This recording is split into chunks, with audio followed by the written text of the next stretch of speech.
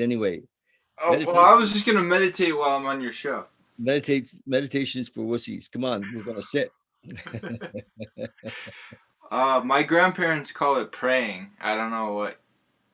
Well, in the 12-step world, which I'm quite active in, uh, we talk about prayer and meditation. So praying is kind of speaking to universal intelligence, to consciousness, to whatever we deem God to be, and meditation is like listening, and so.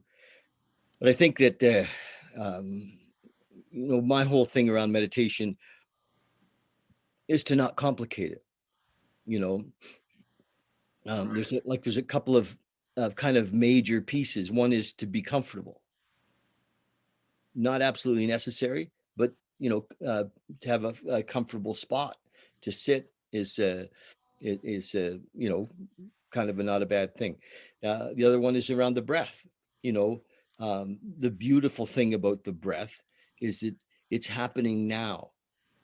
And so the breath can be just the doorway into the moment. It's like, oh, and we breathe, we bring our consciousness or our awareness or our focus into this moment in with the breath. So those are kind of two things: be comfortable, use the breath to be here now. The third thing is around the thoughts, um, to be gentle with them, you know to not to be aggressively chasing them away. People sometimes think, well, I can't meditate because I can't stop friggin' thinking. Yeah, you know they try to do the no thought method. yeah, there's no such thing. So it's bound for to not work. You're just having the thought about no thought. Yeah, that's right. And but the trick is to not attach if possible, you Right. know to allow to recognize that that the mind is that we are not the mind, that we can actually observe it. And for most of us is the deeper we go into observing the mind, the more we realize how crazy it is. you know um and I mean that for all of us, the mind makes up all kinds of crazy shit. And Yeah, uh, it's true. it's true. So how have you been? Nice to see you. I'm good. I'm just bunkered down, meditating in my little library here. Yes. So you're in Calgary, Calgary, yeah. and I just want everybody to know that Cody has traveled. you know I'm a worldly, yeah, I traveled and then returned home to yes. the oil-rich environment of Alberta.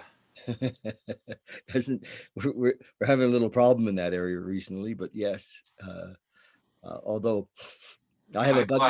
I have a buddy in the oil industry who's been, there forever and ever and ever. And he's done, really, really well. He's made millions and lost millions and made millions and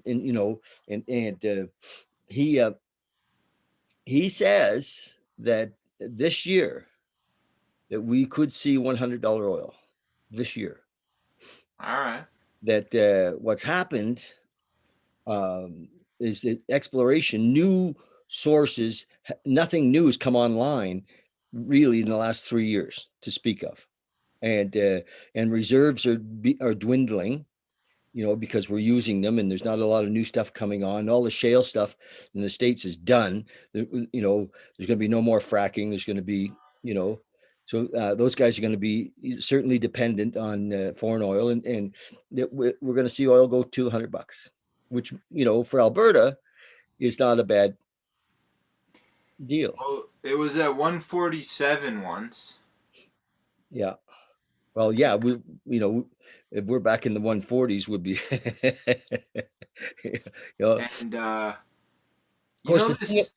the thing about expensive oil is it actually drives the world to look for alternative methods for energy. It's Fair, a yeah. positive thing for the environment. Right. And You know this thing in meditation where you have like a small table yes, and you'd put photos and little trinkets and like things on it. yes, like an And altar.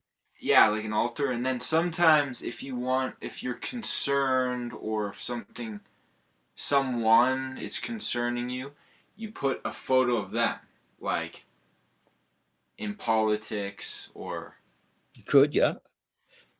Have you ever used this method of directing your thoughts with the table with like a small. Well, of course, I have an altar, and the truth is that, you know, my last couple of years in the Bali business, when I was importing from Indonesia, I brought meditation stools and altars, and I still have a ton of those altars left. But it's interesting you bring that up. But I Well, how have a, does it work? Like, how do you use it? oh well, there isn't anything that happens with the table other than whatever's there, kind of, symbolic of, like sometimes on an altar you might have sage in a you might have a salt lamp, or you might have a Buddha statue, or you might have some uh, things that you feel are kind of significant. I have a little altar by my bed here. One of the things I have a little eagle on it, because I see eagles as an image of freedom, if you will, but I teach people often how to deal with, if say there's somebody in your life that you're pissed off with, and Exactly. and it's like, oh shit, and you're not only pissed off with that guy, but they're taking up headspace. Or a girl. Oh, could be, yes, yeah. They're taking up headspace, right? They're like, it becomes all, it can always be obsessive. You know this one? They're living rent free in your head. Yeah, yeah, yeah, yeah. Mm, exactly. And so, um, my method, if you will, of working through what's called we call a resentment, is to pray for them. Right, exactly. Or Yeah, meditate for them. pray for them, meditate for them. For me, prayer and meditation are kind of different, but they're, you know, Tell me. I didn't realize. Like, I get it, but I've never heard. I've heard a few of your shows, and I don't think I've heard you. talk about prayer and meditation.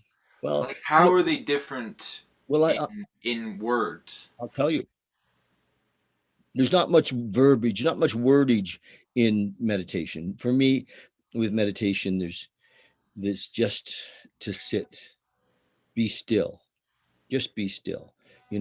In the Christian faith, there was a term somewhere, I don't know, it said, "Be still and know that I'm God." So just be still and connect with the oneness, connect with the now, Right. be here. And that's meditation in its simplest form. It's just, there's nothing to do. As a matter of fact, if we're doing something, then in my kind of description of meditation, then we're not meditating, we're doing something. So that to do nothing, but not only to do nothing, but to not to be nothing, to not, to, if it's possible, to just let go of our whole story, of where we're from, or what, who we work for, or who we're dating or not dating, what, whether we're a son, a dad, or all of those things, just to let it go, all of our identities, to leave them at the door, all of our isms, all of our concepts, all of our um, ideas of life, to let them go, become nobody. And in meditation, so we're just there. And for me, sometimes I'm there watching, if something's happening, watching my thoughts. I become aware that I'm not my thoughts, become aware that I'm not my body, and I can drift into, you know and there isn't even an I, in a way, you know and that's, you know kind of, true peace. When there's no I, there's no me, with a kid born in New Brunswick. There's nothing, there's no story, there's no, yeah, don't no possessions, and no before and no after, no that, no, next, nothing coming. um but prayer is different. Prayer for me is very simple as well. I mean, I like simple, I uh, and we can talk for a minute if you want about concepts of God too, but let's just uh, but in prayer, I'm generally my prayer is asking for the what's God's will for me, I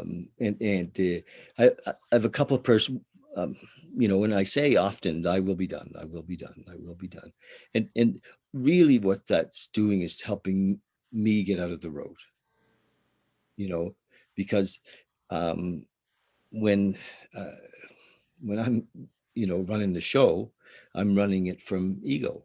I'm running it from you know, usually trying to get my way. And I I've lived long enough, thank God, to recognize that that doesn't work for me.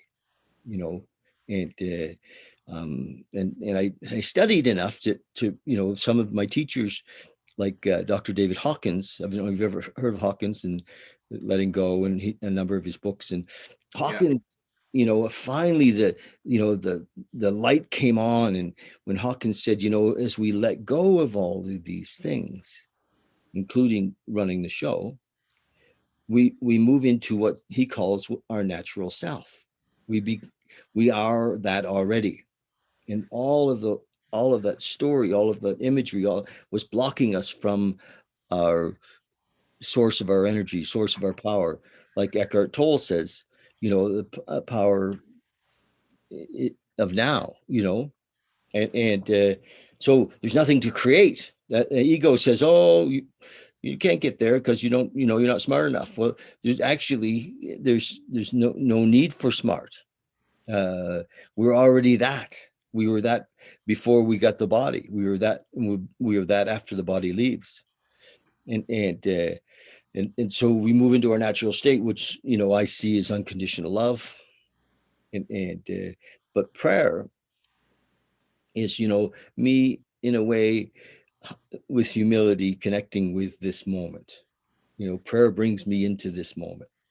When, say, fear comes, I don't know if you've ever had fear, but when fear comes, and I say, I speak to the moment. I call the moment sometimes God, you know, and I'll say, God, please remove my fear and show me what you'd have me to be. And that brings me into like prayer is like a vehicle into the moment.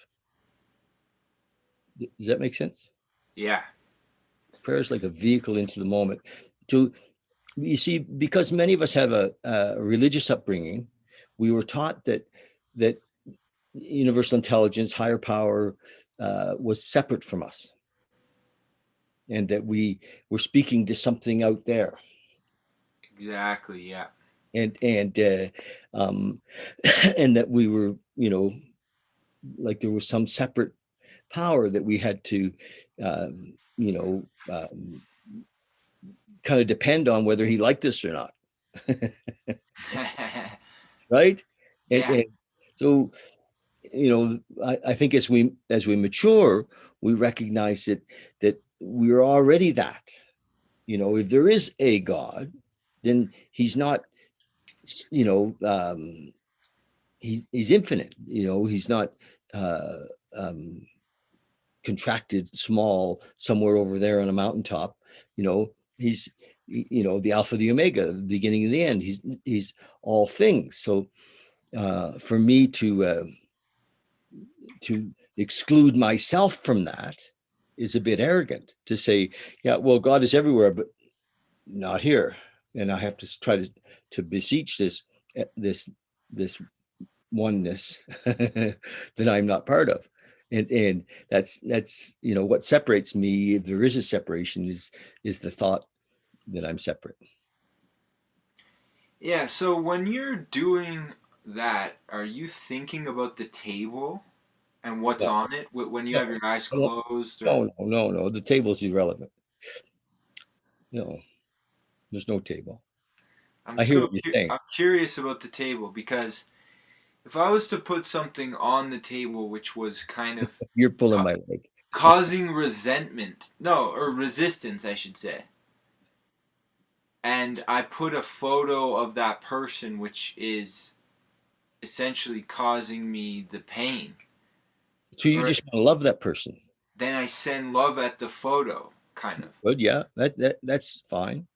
If you wanted to do that, that would be fine. I mean, you in your natural state are love. You are that, and so you have that. Accessing that, or being one with that, and including you know whoever our mind has perceived, because in the dualistic world of right and wrong, good and bad, we're judging all the time. Exactly. That bitch really fucked me around. you know Right. and and uh, Exactly. Yeah. Yeah.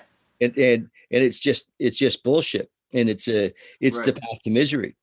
It Yeah. really is, and not only for you, but it's not all that healthy for her either, because we're all connected energetically, and Right. if you're sending her angry thoughts on a regular basis, well, it brings your vibration way down. Right. Not fun to be around when you're full of anger, and Exactly. so just recognize that she is actually not separate from you. Yeah. So, but if, using, uh, sending prayers, or sending love towards somebody that you felt a anger or resentment towards, I think it's a great tool, at one level. Yeah. I want to start using like a small altar and have some things to, burn or Come and candles. see me. I'll give you one. Okay. Seriously, I've got, 100 or 150 of them here. Well, I'm gonna come. I'm gonna do the Monday meditation thing. Oh, nice. Nice. Last night was really nice. And last week, we kind of reconvened last week because a friend of ours had committed suicide. And one of Right. the Actually, I watched the show, and you mentioned that you wanted to shed some light on that so that it's more less stigmatized. Yes, yeah. And I talked, at the meditation evening, which was last Monday, not last night, but the Monday before, you know, but it became so obvious to me. And I don't know. I spoke about it. I don't know if I want to make it a cause. I'm not sure what to do with that. In society, there's a lot of stigma around a lot of things, and you know, I remember, around addiction and alcoholism, there was at one time a lot of stigma. Around most mental illness, there's societal stigma. And we Yeah. don't talk about it, and certainly around suicide, it's like, you know, the stigma actually uh, creates a barrier for people who are caught in the mental state. It creates a barrier for them to reach out. So our fear of even the subject makes it difficult for somebody who's uh, in it to pick up the phone and say, hey, I'm having really serious suicidal thoughts, you know because we all have judgment even on ourselves when we're having them. And so there's, and how it shows itself even in society after, families. I spoke about one family, a young man committed suicide, and the family just, like, they denied it. They literally publicly said that he passed away in his sleep. And it's their business, but we all knew, and it it's their business. But I think that, if we want to, I mean, transparency, vulnerability is what heals, and so I think there's lots of room to move on this subject, around mental illness, and ultimately suicide, in our society. It wasn't that long ago that if one had a reasonably serious mental illness, we thought he was possessed. We put it with spiritual in the spiritual realm. This kid's got a devil in him, or something like that. We thought he was possessed, and because we were superstitious, and we didn't know better. that all things, including I believe all mental illness, can be healed. And you know, I think that meditation is one way. Becoming aware of who we truly are is the road to that healing, I think, in my experience. Yeah, it's a pretty intense situation in terms of um, like poverty gets involved with, I find, with all Lot, this. yep, A lot of times, if you come from a childhood of lack, you end up projecting that a bit as you get older. yep. But again, it's still all of that's related to judgment. Right. You know, if I, ultimately, we could be penniless and still free, still, literally free. Yeah. And that's extreme. But Maslow talks about our hierarchies, and the that survival needs need to be looked after before we can really have self realization. But um, that's not necessarily true. you know and examples of that, especially in um, like during the war, the Second World War, in the concentration camps, people you know woke up.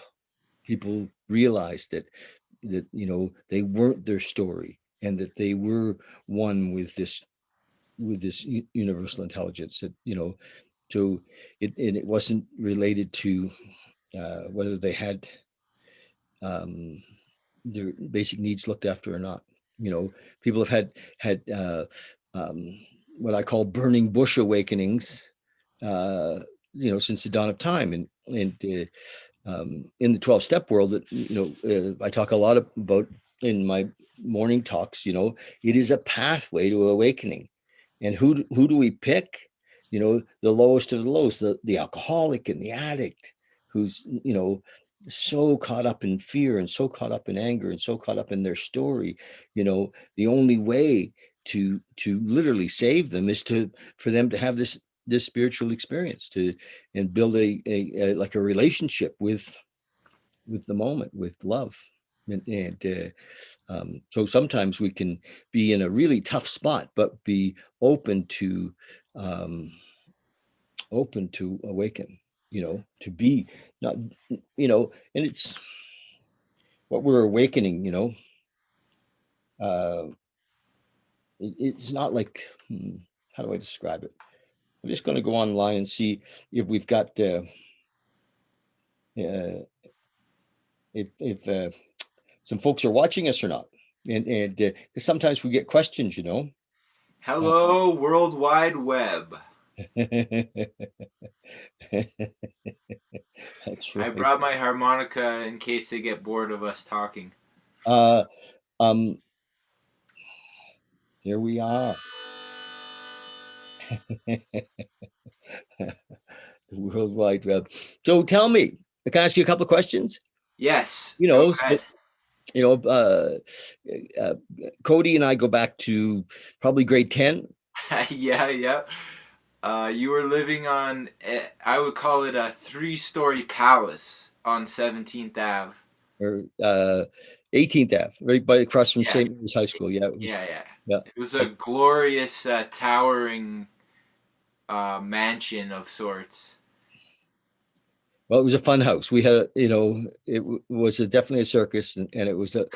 We had a lot of fun there. Luke liked living there. That was the Ringling Brothers and Father Circus. Yeah, we had a lot of fun, and I don't. Uh, I was very grateful for that house, that's where we were when we met. Cody went to high school with my son Luke, and Yeah, and so over COVID, I had a comedy show booked, yes, and then it got canceled when the bars closed. yes, So I've kind of been trying to find outlets for that. Like that's my latest news is that it's been pretty hard not to have any microphones to kind of go and just So try why, my new why stuff don't out. you give us a like a 3 to 5 minute bit? All right, What, so I have one COVID bit which is just fresh, and it's all about my uncle's wife who's been working out a lot, and now she's developing the antibodies. That's the COVID. That's the only COVID material I have ready. And but yeah, this would have been. You might know this place. It's called Broken City. Yep, So that would have been my first time comedy Monday night, and it was kind of like my big break. I felt that's what I felt like. yep. And then the all the places closed, all the restaurants, and But here we are. Uh, I know, and I'm like thinking about starting my own show and just going in my backyard and just putting a loudspeaker or some. well, well, you don't. I mean, you could do what I'm doing I every know morning and just do like a 5 minute routine. Like you could do a comedy routine I uh, do. uh, I do a on you. little. I have a YouTube channel, so everyone search Cody Ellis for my YouTube. But lately, Okay. I've been doing meditations on my thing. Well, could we do meditations with humor? You can, but I mean, this is that would be so advanced for me. I'm just learning how to meditate, and I would have to add in talking and joking, and so I think you could do it. And do you know this? I think that'd be great. Here's the thing about meditation. Um, I've probably been meditating off and on for 40 years. And and I want you to know that a lot of that time I took it pretty seriously. I thought, well, this is a real important stuff. So Can I I would, before can I yeah, interrupt you? yes. Just for the audience, in case they saw the last show, we did talk about this already. So we're going over some old material here, but Are we well? I don't remember though. The thing with living in the moment is you never know the date. That's the thing with I always watch your videos and you're going, "What day is it?" I don't know. I know I never know what day, let alone the date, you know. And I'm sure people are jealous. They're like, "Man, I wish I didn't know the date."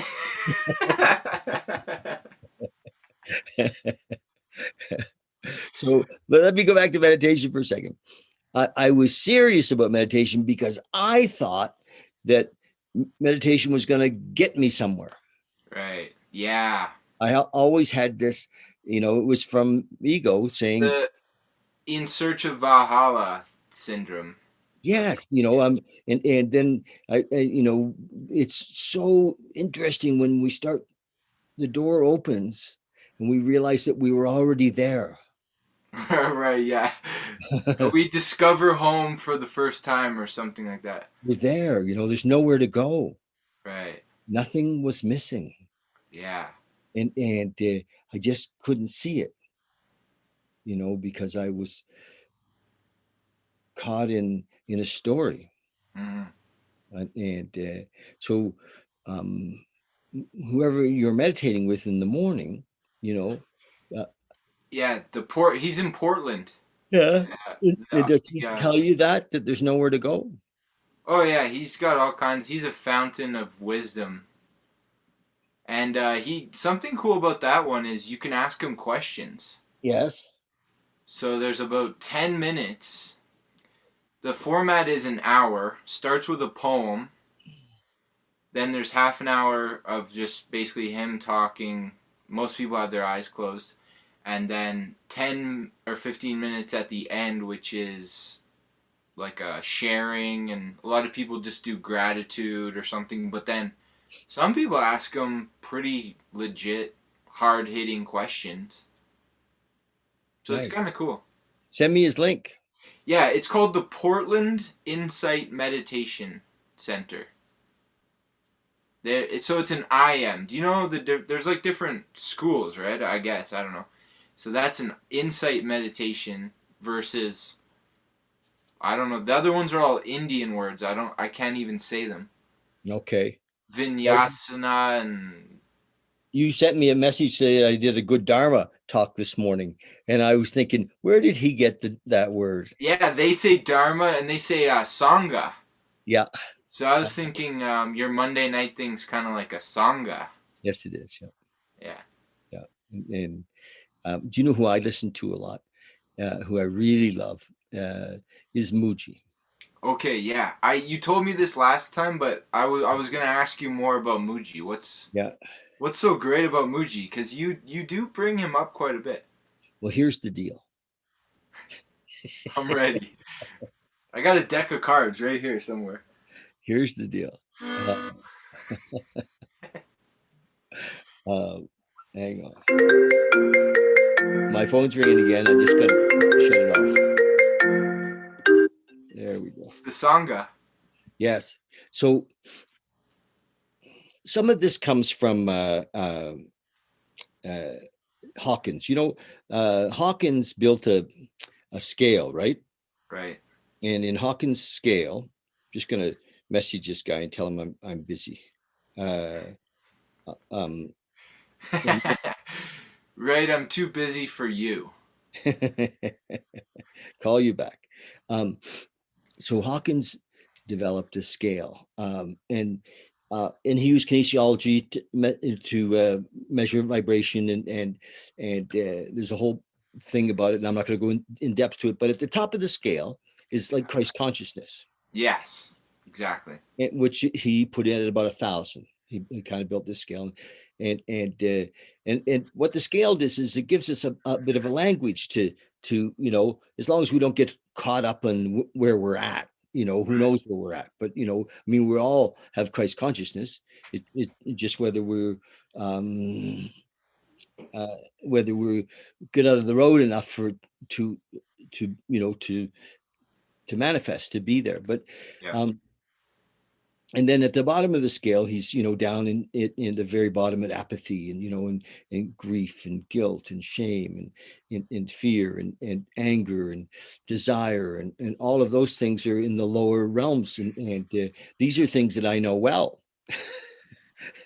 And so I believe that when I hang out with people who are high vibration, that it's that it I feel it I take it on. It exposes me. Hmm. And so, like you with your teacher in Portland, let's say that your teacher's vibrating at unconditional love, that he is, you know just love. and Right. and, uh, and that's for you to hang out with that guy is amazing. you Yeah. know we My mother used to say, fly with the crows and you're going to get shot. That And there's many sounds like a threat, Mom. yeah, there's many stories of we're kind of the company we keep is we feel it. And so so with Muji, in my opinion, my experience with Muji, and I've watched him a lot this year, like a lot. And I would think that Muji vibrates very high. Where does he live? He's in um, mm, I can't remember right now. Uh, it's a country there, close to Italy and Spain, Portugal. Would you go visit him? Yes, I would. Yeah, Sweet. yeah, I would. I would. So Would you do the thing where you lie down and touch his feet? probably not. No. What's that? That's a real thing, right? Well, it's a custom. Yeah.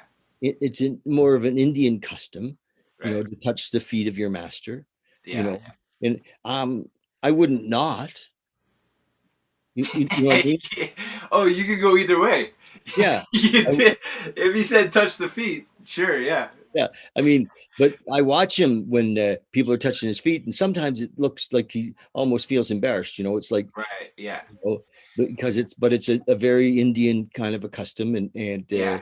and there's a lot of story around that type of thing that I'm not entirely aware of, and but I Well, don't I've have heard, any. I could give a shit one way or the other. Like if I did, it would be fine. I've You heard know? Ramdas talk about it, Yes. and Of course, with his master, he's always yeah, trying to touch his feet, Neem Karoli Baba. yeah, Baba would pull his foot in under the, Yeah, yeah. you And know, apparently, one time, one of the miracles he did was he made water come out of his un like by his feet. He yes. made water come out like seawater or something.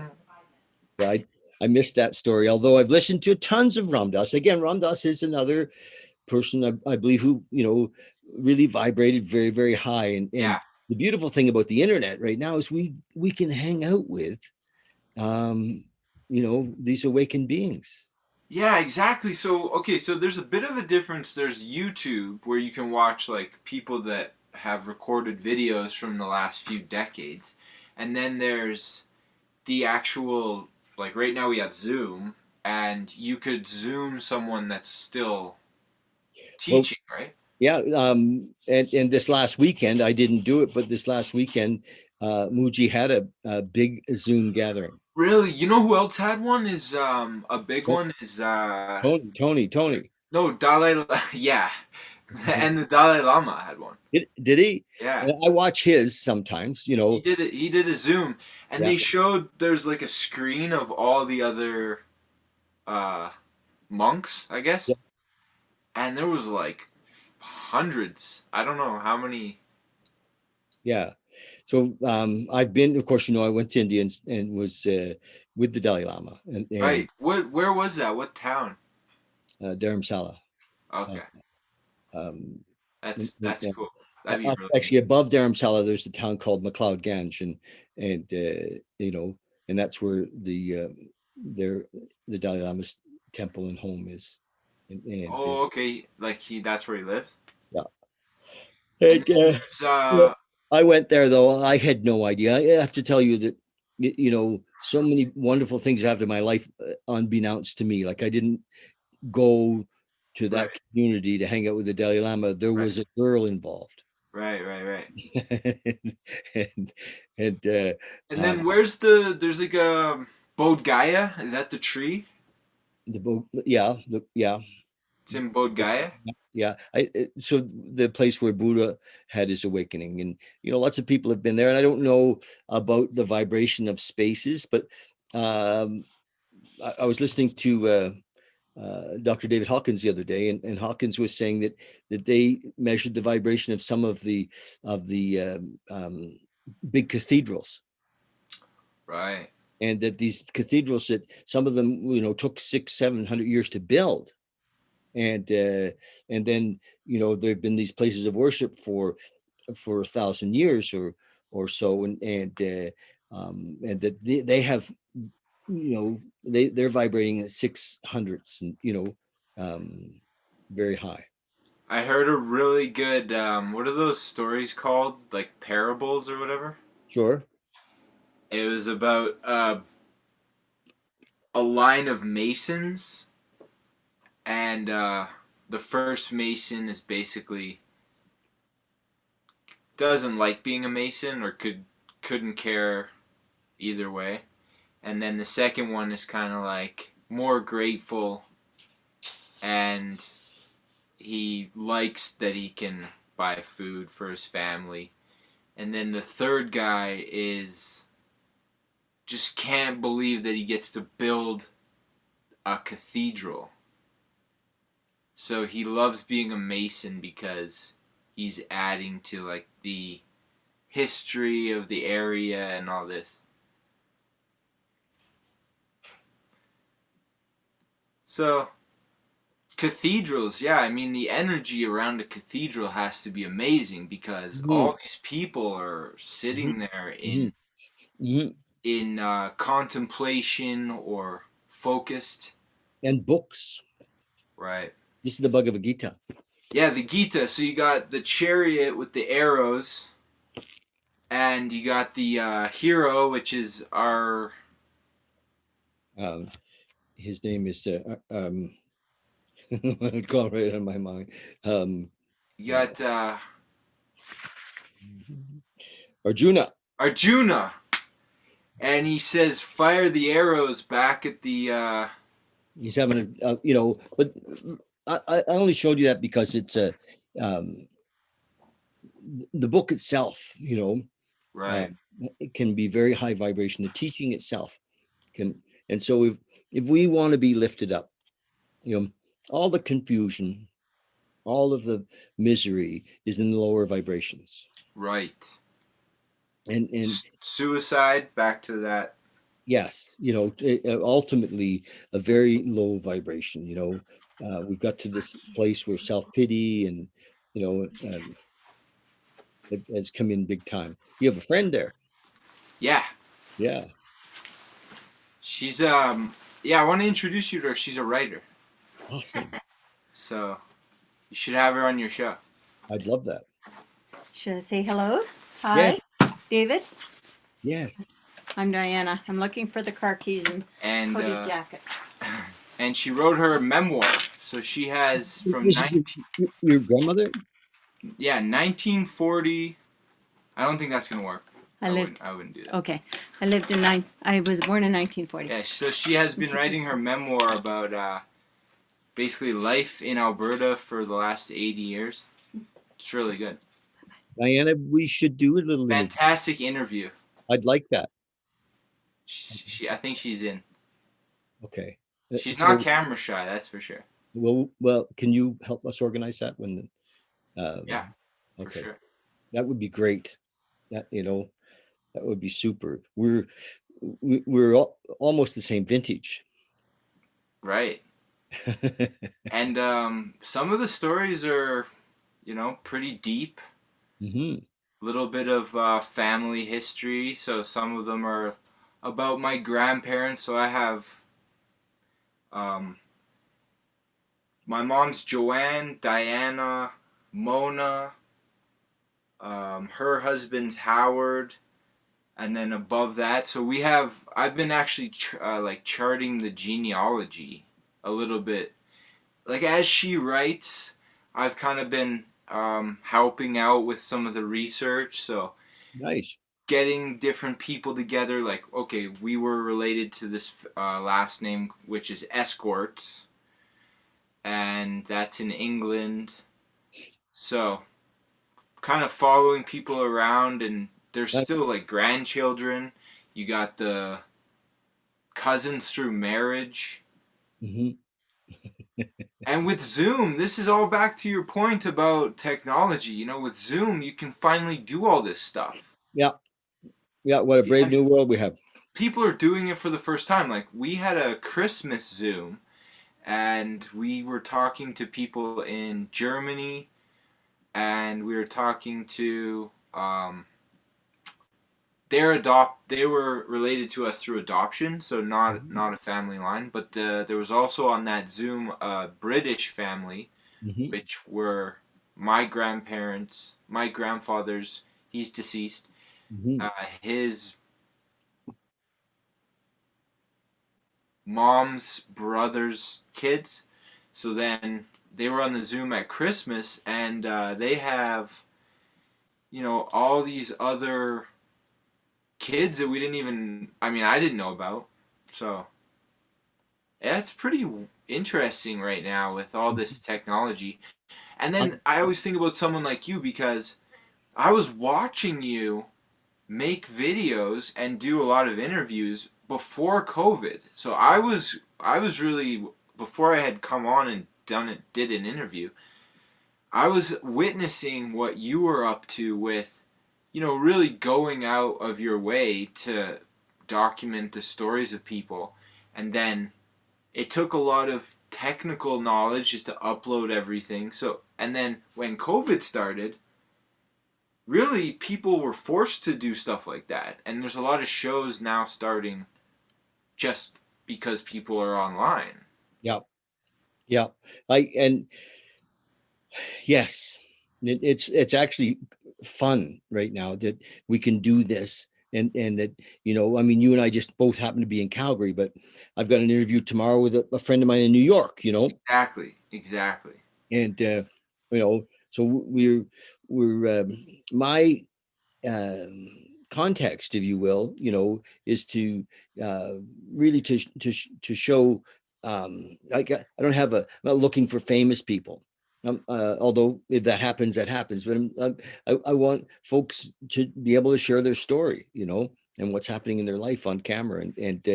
Um, I think you have an actually a really interesting story.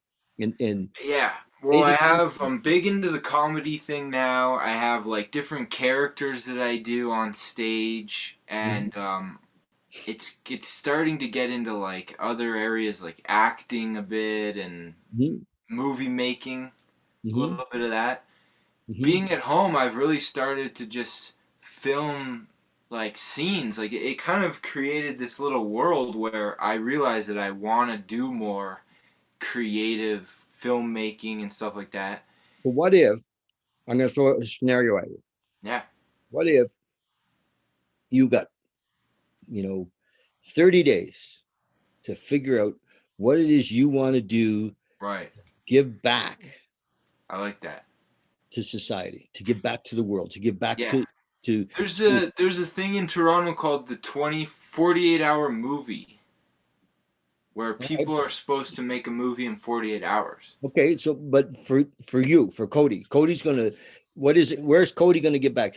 I think I'm going to try that. Forget about the money. Like, it's not Right. about me. It's you know, it seems that part of the lifting of us up is to be altruistic in some way, to give Right. back Yeah. without asking for anything in return. Without So where can you take your special talents to make it, to do something? Did you? You might have remembered me from like when I was in high school.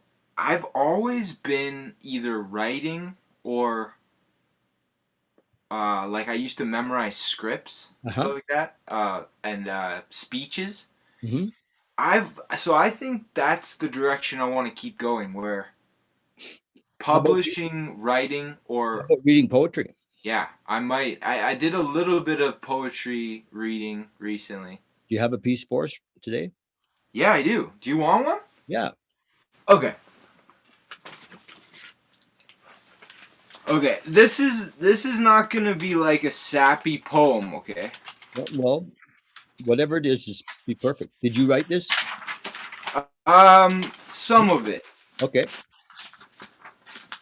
I don't know if I can find it now.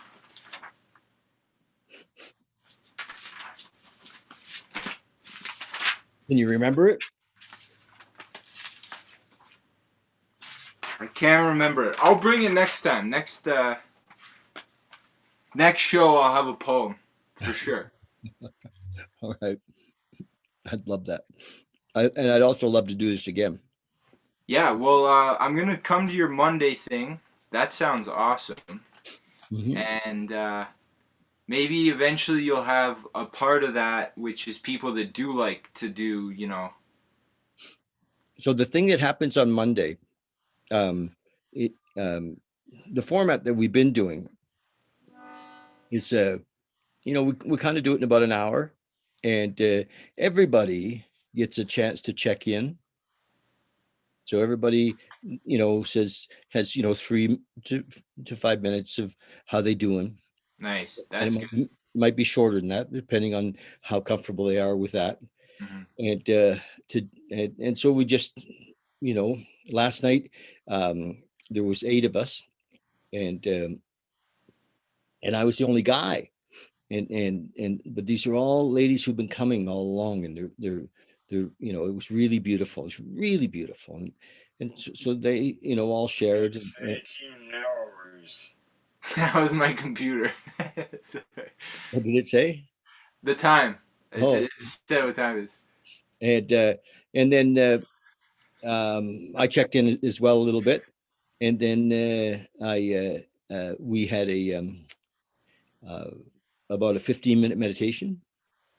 Nice. You know, I narrate a little bit, but um, only just to kind of get us slowed down a bit. But I don't want to be there creating thoughts. You know, Yeah. and then afterwards we checked in a little bit. So we were only about an hour last night, and which is nice. That's a you know, and I think I think we're back. It's interesting. After uh, when COVID came, we were meeting at the Scarborough United Church, Right. and it was going pretty well. And Is it in the basement or where do you go? no, we were in a room upstairs in the main floor, Upstairs? but Okay. but so we had a camera, and I was kind of sitting in a chair, Do you and know when they're gonna no, open stuff like that? next year. Next year. I don't know. I'm just kidding, but nobody knows, right? No, Um, exactly. Anything I would say There would is a comedy show in Calgary in February. well, that's awesome. Um, so anyway, then we tried to continue to go with the meditation, but online and but broadcasting, I'm really happy with what happened last night, because I realized it was just like a voice spoke in my, and the beautiful thing about being plugged in, having consciousness enough to listen to what's going on, and is that the voice just said, like, it was like, oh, don't broadcast, tell them, because we have a group that we're all part of a group, and the voice said, just let them know you're not going to broadcast, and the turnout was so much different. So yeah, I think we're just going to do it that way, and Zoom records it, but we're not broadcasting them, and so that's it. I'm happy with that, and I'd love to have you come on Mondays at 7 p.m. Yeah, that sounds awesome. And there's definitely going to be people that adapt faster to the public, technology. Well, look at Tony Robbins this weekend. It That's just big. went by. He had a huge event On Zoom? on Zoom. Yeah. Really? And it was kind of, I think it was Zoom and Facebook, and and married the technologies, and and people paid to be there. Sure. And Tony has, we've all had to pivot, and Tony, though, I went to see Tony in Florida a couple of years ago, did his business mastery. Did the giant within you awaken? Oh, can't you see? I did his business mastery. I loved him. I got that Tony was there. What people love about Tony is he's present. Yeah. He's really there. He's really in his talk and his, He's high energy. yeah, but he's there. He's, and people get caught up in it, and although he's a lot of what he's helping people do is discover who they are, Mm. beyond the story that they have of who they are. And he also teaches some techniques as well, As a comedian, I'm really interested in his love life, but that's kind of a weird thing that I need to just, he married a Canadian girl. the newer one. Yeah. Yeah. But he She's, had a pretty big divorce, right? Or I'll bet. I don't know much about that, okay, but me neither. his Canadian gal, her name is Jade, and from Vancouver, and they seem really quite nice together. They're quite public, Right. Vancouver girl. And they met at like one of those they went like they were both personal development people, right? Isn't that the Well, story? I really don't know that about. Actually, I think that's his first wife. There's a Oh, story about his first wife in his book. what book? I want to say Awaken the Giant. Oh, I think. I read one of Tony's books. He's one of those values guys. His whole book is about values. Well, mhm. Do you know Ken Wilber? Ken's quite an author, and he's written. I was just listening to a talk that he gave the other day, um, and where he's integrating all of the teachings, whether it's cognitive therapy, all the way to you know, um, you know, living as a Buddhist monk. And he said, there's truth in all of them, and how do we integrate them all? Not his thing was that a lot of teachings that whoever, you know, let's say my teaching is really simple: be here now, you know, and if um, my personal belief is that doesn't exclude anything, be here now. Uh, um, be here now doesn't say, well, this is the only way. you know, and I think there are many paths up the mountain, but ultimately they converge to the one path. That's Wilbur? Now, Ken Wilber, anyway, yes, he's uh, quite an intellectual, really, and but a real seeker. He wrote his first book in his early 20s, and he's written like 30 books. Um, he's really look at that. I just got a text. We're Yeah, live. I'm gonna check that out, Wilbur. Ken Wilber. And basically he's saying the same thing as Toll, roughly. Well, no, but his teaching, like what he's done is he's been a student of many different philosophies Right. in many different ways, and because there's, like they say, many roads to Rome, and many paths to awakening, and and he goes deep into that. I don't know why I brought it up, but if you Google him, though, you'll see that he's quite a, and if you like to look at different philosophies, and I've been really blessed that I spent the last 40 years really doing that. I've have gone deep into lots of teachings. I mean, I spent 2.5 years in the sweat lodge, doing almost every week with native spirituality, and I mean, most of my interest has been in spiritual, in the in the spiritual realm. But it wasn't until this last couple of years that I realized that my idea that my investigation in the spiritual realm was going to get me somewhere had really kept me from being where I was. Was there a good teacher in Bali when you were there that you Not like? not that, when I was there, I'm just kidding. Um, You were the best teacher on the island? for me, Well, yeah. but no, I don't think that. I think lots of great teachers have spent time there, have come there and done workshops. Right. You They travel in and out. What's kind of the main or oldest temple? mm, oh, the Uluwatu, Uluwatu's right down on the water. It's quite beautiful on the cliffs. So if you walk in that place and you find like the main altar, is there like a tiny little man that's shriveling away No, and you can ask him any question like why are we here? no, but they're in Bali.